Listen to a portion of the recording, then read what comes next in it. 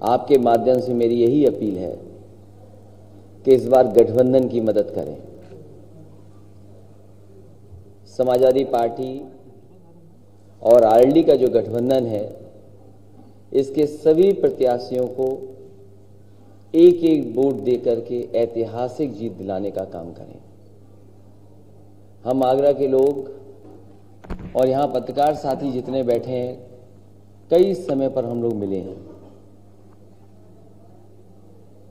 और आगरा न केवल यूपी के लिए बल्कि हमारे देश के लिए और इस शहर का दुनिया में परिचय है। यूपी को लोग जाने न जाने, लेकिन आगरा के ताजमहल और आगरा के कारोबार और आगरा के व्यापारियों ने दुनिया में कहीं न कहीं भारत की और उत्तर प्रदेश की प्रतिष्ठा बनाई है, दुनिया में लोग जानते हैं। और आगरा शहर भी ऐसा है, मेल जोल का शहर है। यहाँ कारोबार करने वाले लोग मेल जोल रख करके ही कारोबार कर रहे हैं। आगरा में मुझे कई बार आने का मौका मिला है और ऐसा मेलजोल करते हैं कि दाल और मोठ मिला दिए, मीठा पेठा, और रामजा सुमन जी हैं, बेड़ी को तो नहीं भूलते होंगे, बेड़ी और जलेबी। ये कहीं इस तरह का मेलजोल है अगर कहीं, तो वो आगरा में दिखाई देता। और यहाँ के लोग भी उसी तरीके से मिलकर के आपस में रहते हैं। कारोबार हमें जोड़ता है, काम हमें जोड़ता है, लेकिन ये नफरत करने वाले लोग, जो आपस में बांटने वाले लोग हैं, इस बार आगरा की जनता उन्हें रिजेक्ट करेगी। आगरा के लोग इस तरह के राजनीति करने वाले लोगों को पसंद नहीं करेंगे। ये चुनाव उत्तर प्रदेश का लोकतंत्र बचाने का चुनाव है। ये चुनाव इसलिए भी जरूरी है, लोग इस गठबंधन की मदद करें कि संविधान बचाने का भी चुनाव है। बाबा साहब भीमराव अम्बेडकर जी ने जो संविधान दिया, जिससे देश चलना है, ये चुनाव लोकतंत्र के साथ साथ संविधान बचाने का भी चुनाव है।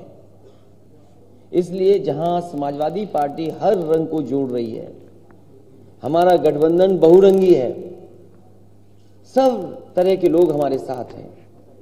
ये एक रंगी लोग बाबा साहब का दिया हुआ संविधान, उसको भी खत्म करना चाहते हैं।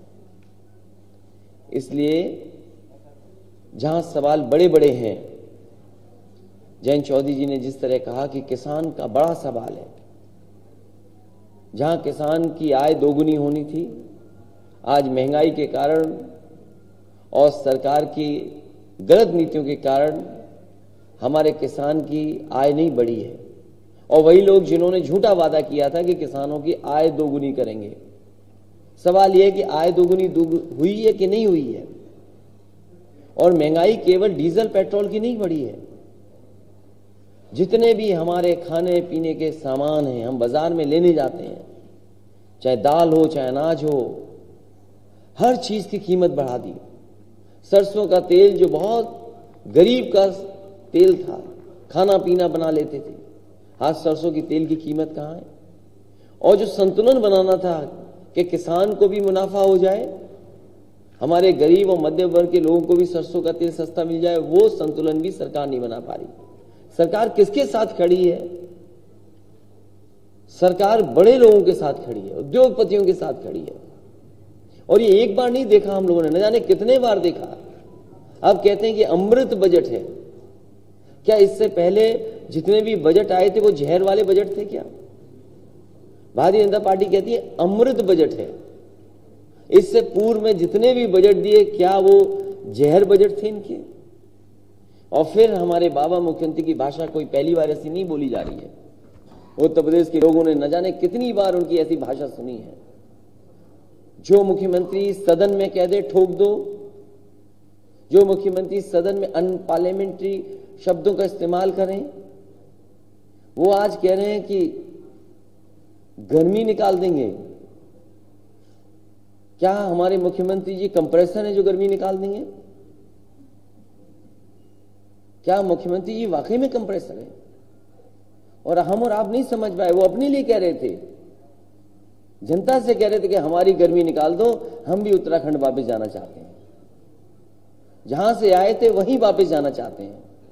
और इस बार गोरखपुर की जनता ने तय किया है, जब चुनाव होगा तो आप देख लेना, वहां की जनता बुनियादी सवालों को लेकर के मतदान करेगी और इन्हें वापस भेजा जाएगा। जैसा कि जयंत चौधरी ने कहा कि कोई भी नौजवान हक मांगने गया या अपनी नौकरी के सवाल को लेकर के गया, इस सरकार ने अपमानित किया है। चाहे वो टीईटी वाले रहे हों, चाहे बीटीसी वाले रहे हों, चाहे बीपीएड वाले रहे हों, चाहे बीएड वाले, चाहे शिक्षा में कोई भी नौजवान अगर गया है रोजगार और नौकरी और अपने हक के लिए, तो इस सरकार ने उससे अपमानित किया है। इस बार एक एक यूथ भारतीय जनता पार्टी को अपने बूथ पर हरा करके इन्हें ऐतिहासिक हार दिलाने जा रहा है। और वो वक्त कैसे भूल सकता है आगरा, जिस समय दवाई की जरूरत थी, बिस्तर की जरूरत थी, ऑक्सीजन की जरूरत थी। ये सरकार कुछ भी नहीं दे पाई, न जाने कितने लोगों की जान चली गई। अगर सरकार जागरूक होती और जनता के लिए काम करती तो सबसे पहले सूचना यहीं से आई थी कि कोविड के लोग या कोविड से जिनको बीमारी हुई है वो सबसे पहले यहीं की गिनती में आए थे।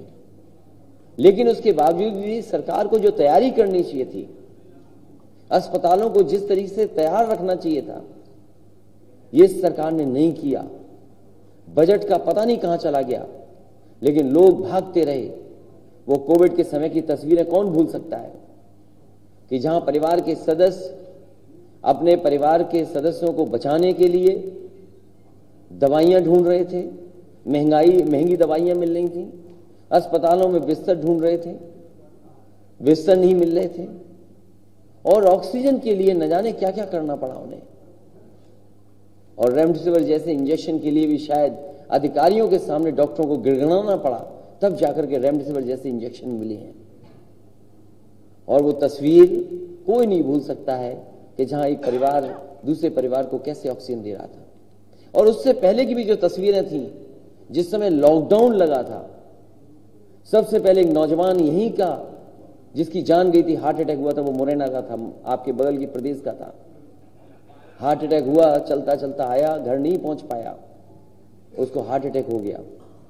कई लोगों की जान गई उस समय, जो अपने घर नहीं पहुंच पाए, सरकार ने नहीं मदद की।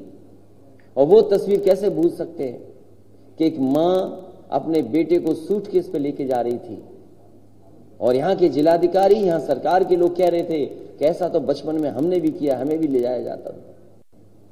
उस समय जितने लोगों की जान गई, अगर किसी ने मदद की थी मजदूरों के परिवार की, तो समाजवादी पार्टी ने उन परिवारों की मदद करने का काम किया। और जो हम कर सकते थे, चाहे वो प्रेस के लोग हों या समय समय पर अगर ऐसी घटना हुई, जो मदद कर सकते थे, हम लोगों ने मदद की है। और लॉकडाउन का समय, बीमारी का समय, हमारा किसान, हमारा नौजवान और पूरा आगरा का कारोबार ठप है।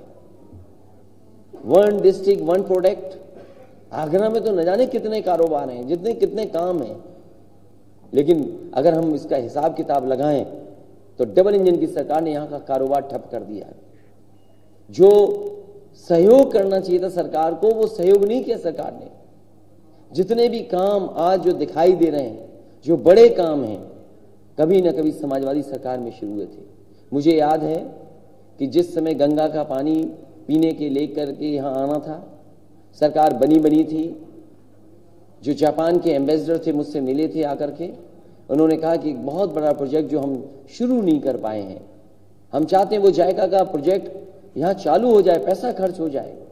न जाने कितनी सरकारें थी जो लाना चाहती थी, लेकिन उससे पहले वाली जो सरकार थी, किसी कारण उस काम को आगे नहीं बढ़ाया।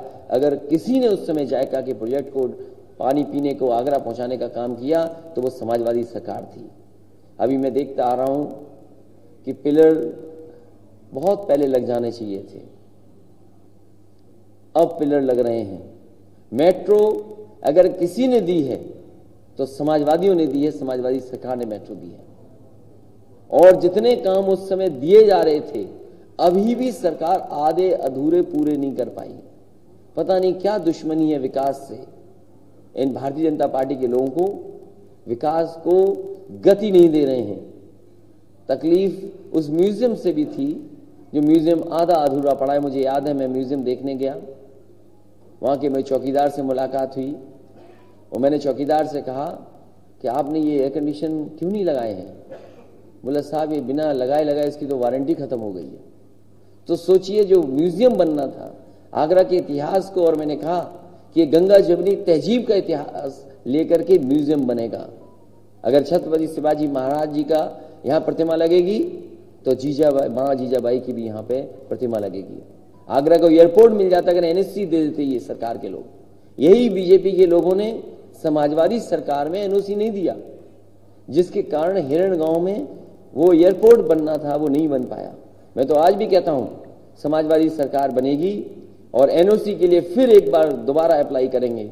अगर सरकार एनओसी दे देगी तो आगरा के पास जो लगभग 12 या 14 किलोमीटर दूर है हिरण गांव, वहां जाकर के एक और एयरपोर्ट बन करके तैयार हो जाएगा।